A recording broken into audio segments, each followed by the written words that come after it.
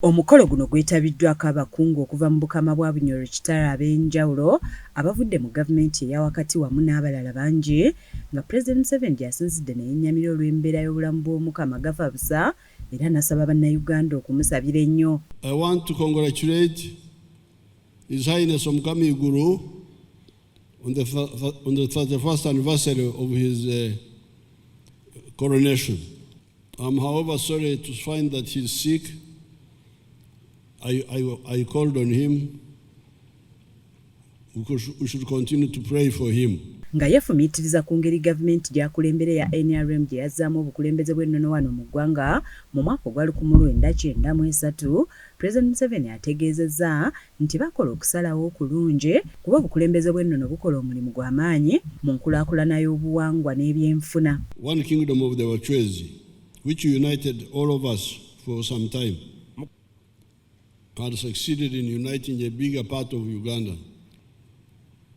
And that's why, if you read my address to the Ruchiko, 1993, I made this very clear, how there was a contribution the kingdoms could make, but they should avoid the old mistakes. Akatiriza obukulu bw'obuwangwa ng'agamba nti butwaliramu obufumbo, emmere ennansi wamu n'ebirala ebinnyonnyola abantu, ng'agamba nti ku myaka 8 gy'alina n'embeera y'obulamu bwe ennungi, ekimukuumye kulya mmere ennansi nga muwogo, akalo n'amata, ng'agamba nti yewalira ddala ebintu ng'emigaati, omuceere n'ebirala. Asinzidde eno n'akalaatira abakulembeze b'ennono okwewala ebyobufuzi ebyawulamu bantu n'abasaba omulimu gw'ebyokulonda bagulekere bannayuganda ng'abasabye n'okusenya essira ku kunnyikiza ennimi ennansi kuba gavumenti ez'omulembe guno zikozesa Luzungu na Luswayiri. Modern states are built on democracy.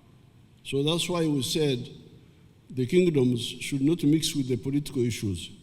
Let the people elect their leaders, but the cultural leaders have a role. President era anokoddeyo ebintu bina bano bye balina okussaako essira nga mwe muli okutumbula ennimi, emmere ennansi, okukuuma ennono n'okuyambako mu kukulaakulanya ebyenfuna eby'ebitundu bye bakulembera, kuba zino ze zaali ensonga enkulu mu kuzzaawo obukulembeze bw'ennono mu ggwanga, ng'asuubiza nti gavumenti ye yakugenda mu maaso n'okukwasizaako obukama bwa Bunyoro. Social action, it's not politics, it's not what, it is social economic action. Therefore, those 4 areas, language, food, some of the customs which are rational, and finally socio-economic action. Ye Minister omubeezi owa Public Service Honorable Grace Mary Mugasa ayozayozezza obukama bwa Bunyoro olw'okutuuka ku myaka 31 ng'Omukama Gafabusa ali mu ntebe alamula era ne yeebaza President Museveni olw'obuyambi obutasalako bwazzaawo obukama bwa Bunyoro. Nyete omugenzi wange Owekitiinisa Fred bya Mukama atwoki kandi omugato habyendu bata omu gavumenti ya hagati kandi nabo bayije okuramukyaho buli gw'okwanjula abakula. Yasanko Bernard yakusakidde eggulire lino ku Lwakes TV agaleero.